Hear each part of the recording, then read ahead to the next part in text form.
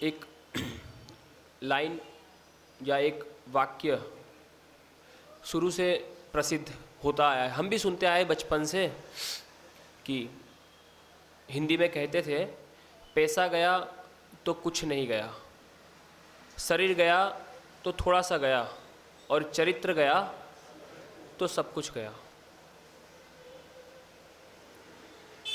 अभी कुछ देर पहले आपने भैया जी को सुना तो भैया जी ने कहा कि अगर आपको कोई देवता आकर वरदान दे कि मैं आपको अंबानी बनाऊंगा और उसके बदले में आपका ज्ञान ले लूँगा,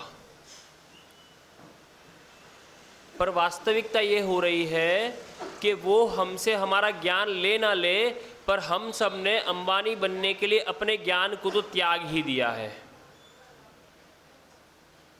वो ज्ञान को केवल बुद्धि के प्रयोग में मत लेना, वहां पर चारित्र को भी ज्ञान के प्रयोग में लेना। किसी देवता ने हमसे आके कहा नहीं कि हम आपका ज्ञान ले लेंगे या चारित्र ले लेंगे, पर हम उस स्थान पर पहुंचने के लिए अपने ज्ञान को और चारित्र को सबको दांव पे लगाने को तैयार है।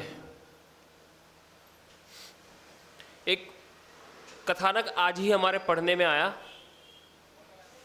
ये उस समय की बात है जब विदर्भ, छत्तीसगढ़ और महाकौशल सीपी के नाम से प्रसिद्ध थे, और वहाँ के मुख्यमंत्री थे डॉक्टर खरे। अब पंडित रविशंकर शुक्ल और उनके दल वालों के साथ में ये डॉक्टर खरे की कुछ मतभेद हो गए, तो उन्हें पद छोड़ना पड़ा। अब पद छोड़ना पड़ा तो कांग्रेस कार्यकारिणी के लिए उस वक्त सवाल खड़ा हुआ कि अब ये मुख्यमंत्री पद किसको दिया जाए, जो अन्य पार्टियों के साथ भी और जो सभा है, समिति है, उसके विधायकों के साथ भी तालमेल मिलाकर चले। तो उस वक्त नाम आया कृष्णदास जाजू। कृष्णदास जाजू का नाम आया कि ये जो व्यक्ति है ये सब कुछ बहुत अच्छे से संभाल सकता है। तो बोले इसको तैयार कौन करेगा, तो बोले महात्मा गांधी जी को भेजा जाए उसके पास में। महात्मा गांधी जी गए उसके पास में, और महात्मा गांधी जी ने उनसे कहा कि अब आपको इस सीपी की मुख्यमंत्री की बागडोर संभालनी है, आप स्वीकृति दीजिए। उन्होंने कहा मुझे कुछ सोचने का समय चाहिए। महात्मा गांधी से कहा मुझे सोचने का समय चाहिए। एक रात सोचने के बाद में खूब विचार करा। अगले दिन उन्होंने स्पष्ट रूप से कह दिया कि मैं आपके इस पद को स्वीकार नहीं कर सकता, ये पद मेरे लिए अयोग्य है। मैं इस पद के लिए अयोग्य नहीं, ये पद मेरे लिए अयोग्य है। कोई कहे कि मैं इस पद के लिए अयोग्य हूं, या तो ठीक समझ में आता है। और जिसमें गांधी जी ने दिया, उस टाइम पे महात्मा गांधी ने कहा कि मुख्यमंत्री आपको बनना है, और वो व्यक्ति कह दे कि ये पद मेरे लिए अयोग्य है। गांधी जी विचार में पड़े, बोले मना कर दिया। अब तो बोले वापस जाऊंगा, तो बोले लफड़ा है, तो चले गए उसके पास से। तो उनका एक मित्र था ऋषभ दास रांका, वो गया कृष्णदास जाजू जी के पास में। ऋषभ दास रांका बोला कि आपके ये पद स्वीकार करने से पार्टी को और वहाँ की जनता को बहुत लाभ हो सकते थे, आपने फिर भी इस पद को स्वीकार करने से मना क्यों कर दिया। बोले अगर मैं मुख्यमंत्री बनता तो मुझे अपनी पार्टी के नेताओं के साथ में और अन्य पक्ष के नेताओं के साथ में तालमेल बिठाने के लिए अपने सिद्धांतों को ताक पे रखना पड़ता, जो मुझे स्वीकार नहीं था। और हम क्या कर रहे हैं आज? चलिए, ये तो बात हुई सामाजिक। अब इसको थोड़ा सा धार्मिक दृष्टिकोण से देखते हैं। श्रावकों के जो 8 मूल गुण, 5 अणुव्रत और 12 शील व्रत, इसमें सबसे पहला मूल गुण कौन सा कहा गया? अहिंसा अणुव्रत। मुनियों के 28 मूल गुण में सबसे पहला व्रत कौन सा कहा गया? पहला मूल गुण कौन सा कहा गया? अहिंसा महाव्रत। अब समझिए, अहिंसा महाव्रत की ही जय बोलते हैं और अहिंसा परमो धर्म की ही जय बोलते हैं हम लोग। हमने वहाँ पर जब भी जयकार बोली तो अहिंसा परमो धर्म की जय। हमने कभी सत्य परमो धर्म की जय बोली, अचौर्य परम धर्म की जय बोली, ब्रह्मचर्य परम धर्म की जय बोली, अपरिग्रह परम धर्म की जय बोली क्या कभी? क्यों नहीं बोली? अहिंसा में ही सब गर्भित है, अहिंसा में ही सब गर्भित है। और हम क्या करते हैं? उसको ही बचाने का प्रयास नहीं करते। मुनियों के लिए तो अनुमोदना करने का भी त्याग आया है, अनुमोदना करने का भी त्याग आया है, लेकिन हम उस अहिंसा को बचाने का ही प्रयास नहीं करते। अहिंसा ही सबसे पहले ताक पे रखी जाती है। आप कोई भी क्रिया करेंगे, कोई भी कार्य करेंगे, सबसे पहले आपकी अहिंसा ताक पे है। क्यों? आपने झूठ बोला, उसका आश्रव हिंसा में। आपने चोरी की, उसका आश्रव हिंसा में। आपने अब्रह्म सेवन किया, उसका आश्रव हिंसा में। परिग्रह किया, उसका आश्रव हिंसा में। 5 समिति नहीं पाली, 3 गुप्ती नहीं पाली, उसका आश्रव हिंसा में। 6 आवश्यक नहीं पाले, अन्य क्रिया की, उसका आश्रव हिंसा में। 7 जो आपके अन्य मूल गुण है उसका पालन नहीं किया, उसका आश्रव हिंसा में। आप 28 मूल गुण के पालन में अगर 27 मूल गुण भी पाल रहे हो और एक नहीं पाल रहे, तब भी सबका आश्रव हिंसा में। और हम क्या करते हैं आज की तारीख में? अन्य कार्य करने के लिए अपने सिद्धांतों को 1 सेकंड में ताक पे रख देते हैं। सुधा सागर जी महाराज तो ये कहते हैं कि श्रमण कुछ भी ना करे, केवल अपने सिद्धांतों का पालन करे। यानी कि वो कहते हैं प्रवचन भी ना करे, जिज्ञासा समाधान भी ना करे,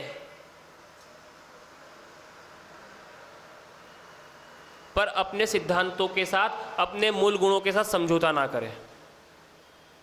कोई आवश्यकता नहीं कि उसके प्रवचन में 500 की भीड़ जुड़े या 5 की जुड़े या ना जुड़े। कोई आवश्यकता नहीं उसके पास कोई स्वाध्याय करने आए या ना आए, पर वो अपने सिद्धांतों के साथ समझौता नहीं करेगा। और कर लिया तो फिर पहली लाइन याद कर लेना, if money is lost nothing is lost, health is lost something is lost, and character is lost then everything is lost. और हम क्या कर रहे हैं? अपने चारित्र के साथ में खिलवाड़ कर रहे हैं, क्योंकि चारित्र ही ज्ञान है। कभी ज्ञानी को चारित्रवान नहीं कहा गया, पर चारित्रवान को ज्ञानी कहा जाता है, इसलिए चारित्र ही ज्ञान है। और चारित्र ही दर्शन को यानी सम्यक्त्व को झलकाने का एक दर्पण है, तरीका है, अपने आप में भी और बाहर भी। तभी तो कहा चारित्र गया तो सब कुछ गया। चारित्र गया तो सब कुछ गया, पर हम चारित्र को तो 0 नंबर देते हैं, क्योंकि कहा ना अंबानी बनने के लिए अपनी बुद्धि को खोने को भी तैयार है। चाहे कोई देवता हमारी बुद्धि हरने वाला नहीं है, लेकिन अंबानी बनने के बाद में हमें ये तो बोध रहता है कि मैं अंबानी हूं, लेकिन बाकी सामने वाले कीड़े मकोड़े हैं, यही बोध रहता है। मनुष्य नहीं है सामने वाले, यही बोध हो जाता है कि सामने वाला कीड़ा मकोड़ा है। मैं ज्ञानी हूं तो सामने वाला अज्ञानी ही है। वो ये नहीं सोचता कि हम सब एक ही समान हैं। किसी के ज्ञान का क्षयोपशम कम है, किसी का अधिक है, पर मुझ में अगर क्षायिक ज्ञानी बनने की शक्ति है, सामर्थ्य है, तो आप में भी है। वो ये नहीं सोचता फिर भाई तू आज अंबानी बना है तो सामने बैठने वाले में भी शक्ति है, सामर्थ्य है कि वो भी अंबानी बन सकता है। किसी दिन उसके पुण्य का पासा पलटा तो वो भी ऊपर बैठ जाएगा, पर वो भूल जाता है, क्योंकि वहां पर उसने उसका ज्ञान किसी ने हरा नहीं है, स्वयं खो दिया है। हम तैयार है देने को, कोई मांग तो ले। ये तो खाली कहने की बात है, भैया ने सवाल किया तो लोगों ने मना करा शर्म के वसात। लोग तैयार बैठे हैं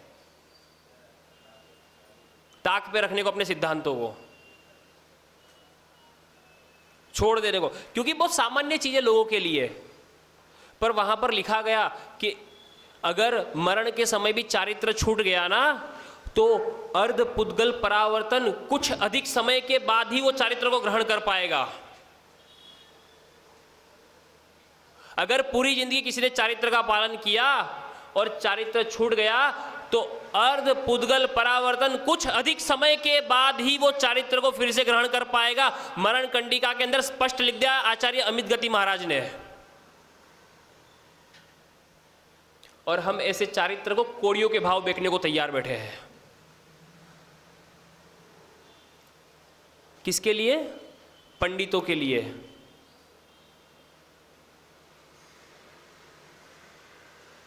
तो अब विचार करें कि हमारे पास क्या है, कुछ है, या हम तो बस ऐसे कोरे ही बैठे हैं, बस सिद्धांत को ताक पे तैयार रखने के लिए। मैं तो मानता हूं उस कृष्णदास जाजू जी ने कि जिन्होंने स्वीकार कर लिया कि बोले मैं नहीं बन सकता,